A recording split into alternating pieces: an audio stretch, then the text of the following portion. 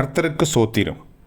இன்றைய வேத வசனம் 108 சங்கீதம் 3 கர்த்தாவே, ஜனங்களுக்குள்ளே உம்மை துதிப்பேன், ஜாதிகளுக்குள்ளே உம்மை கீர்த்தனம் பண்ணுவேன். ஆமென். 108 சங்கீதம் 3 கர்த்தாவே, ஜனங்களுக்குள்ளே உம்மை துதிப்பேன், ஜாதிகளுக்குள்ளே உம்மை கீர்த்தனம் பண்ணுவேன். ஆமென். 108 சங்கீதம் 3 கர்த்தர் உங்களை ஆசீர்வதிப்பாராக, உங்களோடு கூட இருப்பாராக. ஆமென்.